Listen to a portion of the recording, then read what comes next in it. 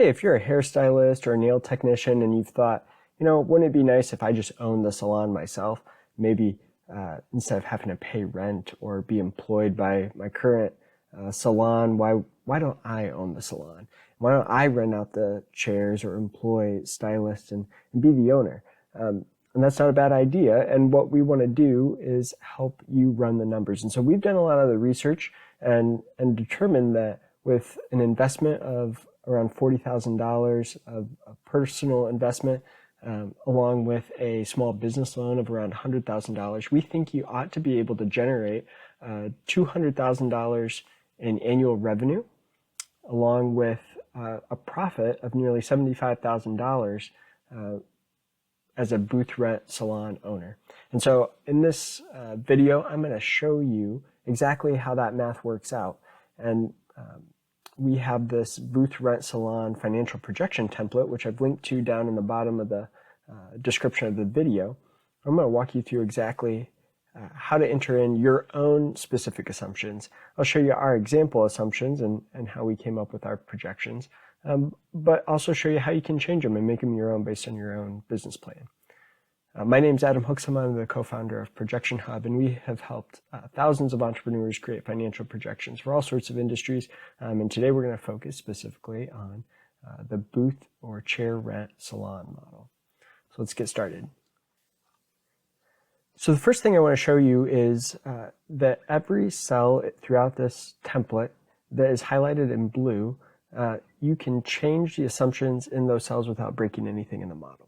And so I'm going to go through and show you what we have entered in here as a default. So we have assumed an initial personal investment that you're going to put in $40,000 of your own money invested into starting the salon. And we're expecting that you're going to be renting your salon space and you're going to be responsible for doing some leasehold improvements. So we're expecting $50,000 of leasehold improvements, $50,000 worth of equipment that you'd be purchasing to build out the salon. You also have $5,000 worth of furniture and $3,000 worth of signage. And then we're also assuming that you're going to apply and hopefully successfully get a $100,000 small business loan to help cover the startup costs. And in this table down here, you can see it will show you how much, based on your assumptions above, how much cash you need and whether we think you have enough cash to be able to proceed. Now, on the input revenue tab, this is a really useful tab. And so in this example, what I'm assuming is that you as the owner, you're going to have one of the seats, all right? And you're not going to have to pay rent. You're going to use it for your own business and your own clientele. Instead of paying rent to someone else, you're going to be able to keep all of that yourself as the owner. So we've got one seat here as the owner, and we're saying that you're a high-performing stylist generating $3,000 a week in revenue. And just to show you down here, this is a calculator that can help you calculate how much revenue, how much in sales you can generate or a stylist could generate in a given week. And so you'd put in assumptions about how many hours you'd be working, how many days per week, how long it takes you to complete the different services that you offer, and then how those are priced. And then also what percentage of your customer base uses each service. So like in this example, we're saying that 50% of your customers are using a cut and color or buying a cut and color service. And only 10% are using a simple haircut. And so then based on that, we can see down here that we have an average weekly revenue projected of just over $3,000. So what I would recommend that you do is enter in your own assumptions here based on what you expect and maybe your experience and history with your client base and how much you plan to work. And then you can put in your projected services revenue back up here. Now, the next thing we can do is add, let's say we have 8 seats in the salon. And so we have 7 more booths or seats available to rent out. So you can put those in here, and you can put what month they start out. So let's say that right off the bat, maybe you're not full, maybe you're not maybe you don't have all the chairs rented yet, but initially you have 4 stylists that are going to come with you to start the salon. Maybe that's enough to pull the trigger and do this. And so those stylists are going to pay $500 in rent per month. Based on this assumption, you may, these prices for booth rent or chair rent can vary dramatically based on, where you're located, and also maybe just what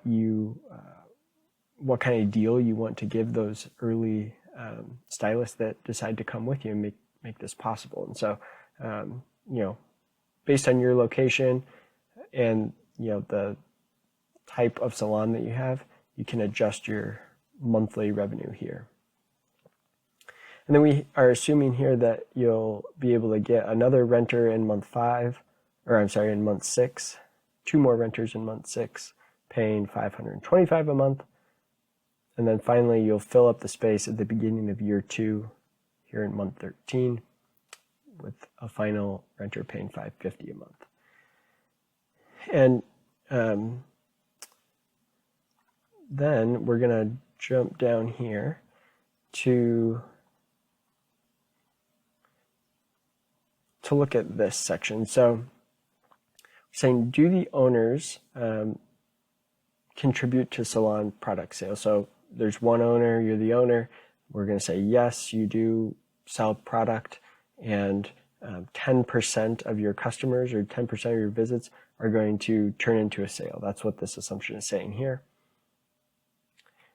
And we're saying the booth renters here, they don't contribute to the salon's product sales. So maybe they're selling their own product, and that's really all taken care of within each individual booth renter's booth. And so their product sales don't contribute to the salon in this model. Now you could change that if that is different in your situation. You can select yes. And then once we know that, then we want to come down here and fill out this product category section where we say, okay, what products are being sold by those stylists that are selling? Which products are being sold? And so hair product or nail care, hair appliances, that sort of thing, and you can put in the price and average cost, and that's going to help you project your product sales. That's going to give you your service revenue. So this is the revenue that you're generating yourself from providing services, your rental revenue, and your product sales revenue. Now jumping into our other expenses, you're going to have overhead expenses, just general overhead expenses as the owner of the salon. And so let's say you're paying $3,500 a month for rent. You're going to have cleaning fees, accounting and bookkeeping fees, utilities, internet and phone service, software subscriptions to run the salon most likely, and then credit card transaction fees as well. And so one thing you should note here is that this drop down, you can select fixed or a percentage of a certain revenue line item. So here we're saying as a percentage of, why don't we do this? Percentage of service revenue, because this is the revenue, the services that you're providing as the owner. So percentage of service revenue, we're going to say that you have a 2% going to credit card processing fees. Maybe some people pay in cash, and so you don't have those fees taken out, and then some people pay with credit card. And so even if the credit card fee is 3%, normally, since some people are paying in cash overall, you might be paying just 2%. So that's what we're entering here. Now, finally, jumping over to this Input Salaries and Owners Draw tab. Now, you might not have any salaries here, especially in a booth rent model. You may not have any staff that are staffing the salon, because each booth renter, chair renter is really going to operate as their own individual business. And so, but if you did decide to hire a receptionist or a staff member just to be at the salon, you could enter them here. You can have a salary. You could enter a $25,000 salary. You can say, maybe we don't need them until maybe month 37. As the salon grows, maybe it warrants having a part-time receptionist or something. And so you can do that. Now, once you've entered in all those assumptions, you're going to be able to see a number of charts, tables, and graphs. You can see your projected profitability. And we can see, based on the assumptions that we put in, here we are hitting almost $200,000 in revenue in the first year with a net income of over $75,000. And you can see it growing from there based on the assumptions that we have entered. And again, you're going to be able to make this your own, adjust it based on your own business plan and your own assumptions. If you have any questions about filling out this template, leave the comments down in the comment section of the video below, or reach out to us at support@projectionhub.com, and we'd be happy to help. Thanks.